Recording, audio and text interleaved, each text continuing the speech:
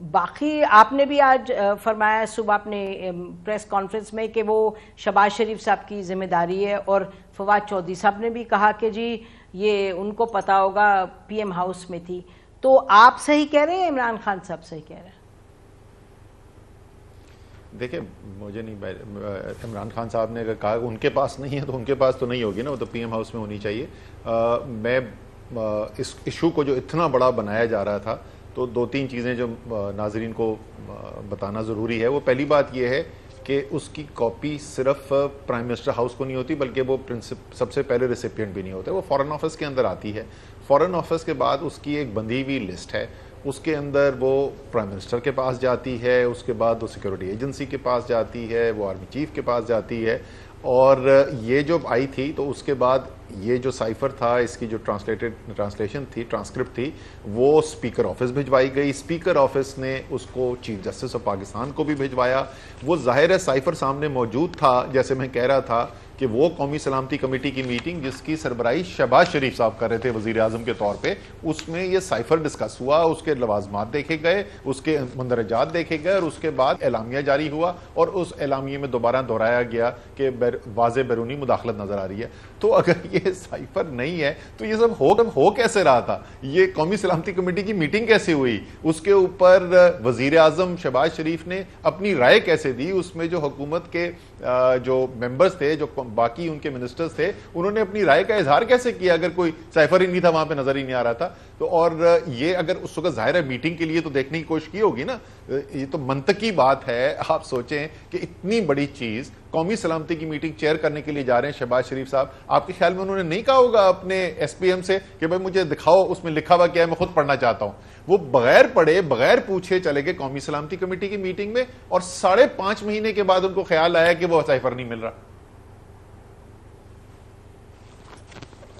اچھا، تو any way ان کی طرف سے ان لوگوں کا یہ کہنا ہے کہ جی اس کی کاپیز تھی تو ہمیں فارن آفس سے کاپی مل گئی تھی، لیکن آپ کہہ رہے ہیں کہ پہلے کیوں نہیں پوچھا اس کے بارے میں؟ کاپی نہیں، سائفر کا اوریجنل فارن آفس میں آتا ہے، وہ ایمبسی سے سیدھا فارن آفس سے آتا ہے، وہاں سے پھر اس کی ٹرانسکرپشن ہوتی ہے اور پھر وہ دوسری جگہ بھیجا جاتا ہے.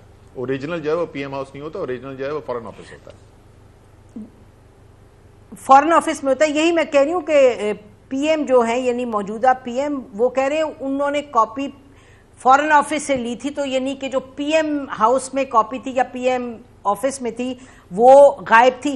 یہ بتائیے، عمران خان صاحب خود کہہ رہے ہیں، اور یہ آئی ایم کوٹنگ ہم، جو بھی ہم نے سنا ہے بھی، انہوں نے کہا کہ ایک سائفر کی کاپی میرے پاس تھی اور وہ غائب ہو گئی ہے، مجھے پتہ نہیں ہے. تو عمران خان صاحب یہ فرما رہے ہیں کہ did he personally have a copy, یہ جو کہا ہے ان کو ہم جو کوٹ کر رہے ہیں. یہ تو میں نہیں نسیم اس پہ کامنٹ کر سکتا انہوں نے کاپی بنائی تھی یا نہیں بنائی تھی، اس کا مجھے نہیں پتا وہ کون سی کاپی کی بات کریں. لیکن ہم نے سب نے اس سائفر کی ٹرانسکرپٹ کو دیکھا ہوا ہے. قومی سلامتی کمیٹی کی جو پہلی میٹنگ ہوئی تھی اس کے اندر تو ہم بھی موجود تھے، تو ہم نے خود دیکھا ہوا ہے، اس کے مندرجات ہم نے خود پڑھے ہوئے ہیں، اس کے اوپر بحث ہوئی ہے قومی سلامتی کمیٹی کے اندر.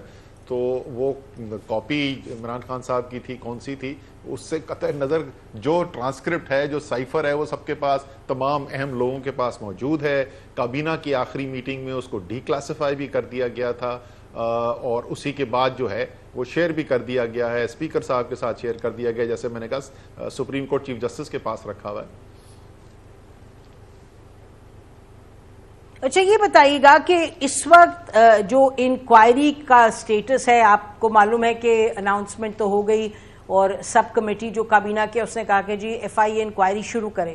تو انکوائری جو شروع ہو رہی ہے اس پہ موقف مختلف آیا ہے اسد عمر صاحب. ایک طرف شاہ محمود قریشی صاحب نے ملتان میں پریس کانفرنس کی، انہوں نے ویلکم کیا، انہوں نے کہا بالکل آپ کریں، اور آپ نے جس کو اس میں انوالو کرنا ہے کریں، انکوائری کریں. اور انہوں نے یہ نہیں کہا ایف آئی اے کیوں کر رہی، انہوں نے کہا بالکل ٹھیک ہے کریں جی، انکوائری کنڈکٹ کریں.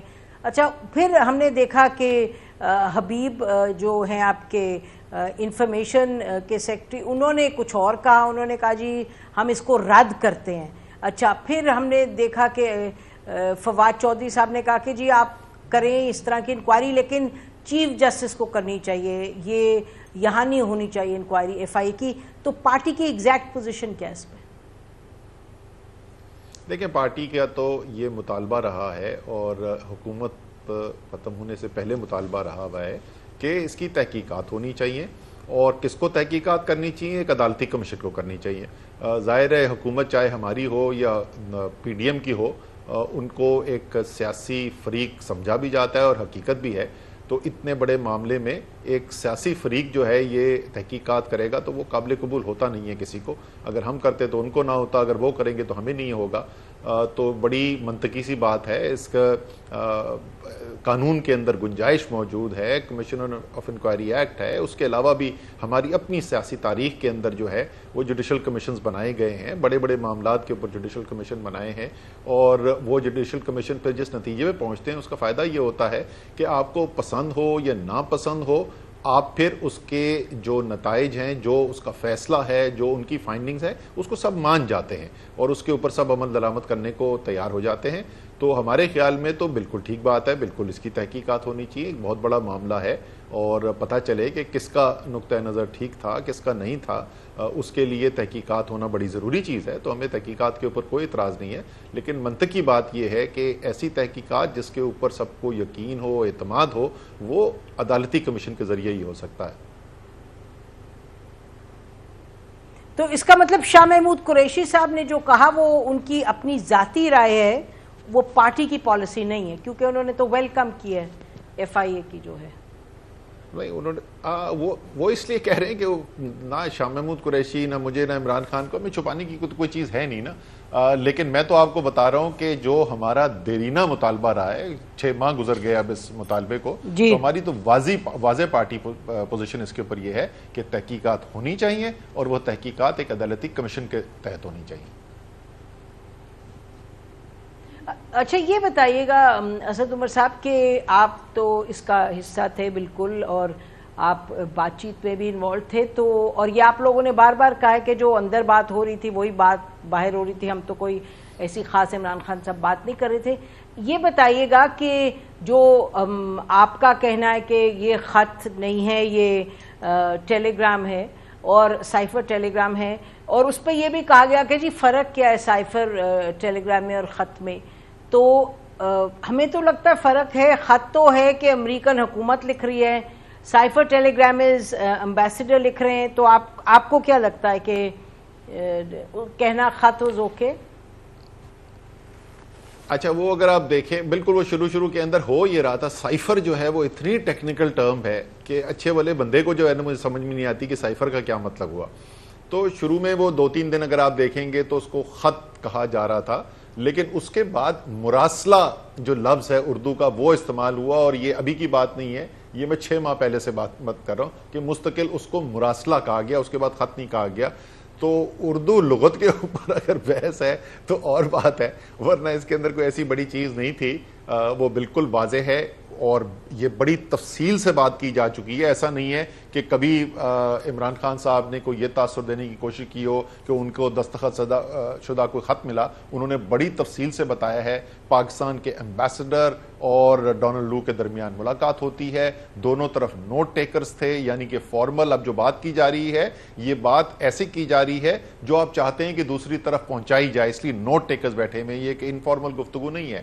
اور اس کے بنیاد کے اوپر وہ کوڈڈ میسج بنتا ہے, اس لیے اس کو سائفر کہتے ہیں. وہ سائفر بھجوایا امریکہ سے پاکستان کی ایمبیسی نے فارن آفس کو, اور اس کو ٹرانسلیٹ کیا گیا, وہ ٹرانسکرپٹ بنائی گئی, اور وہ ٹرانسکرپٹ جو ہے پھر وہ سرکولیٹ کی گئی, جیسے میں نے آپ سے پہلے کہا کہ اس کی سرکولیشن لسٹ جو ہوتی ہے. تو اس کے اندر تو کوئی دو رائے نہیں ہے کہ وہ کیا شکل کیا اختیار کی تھی اس نے.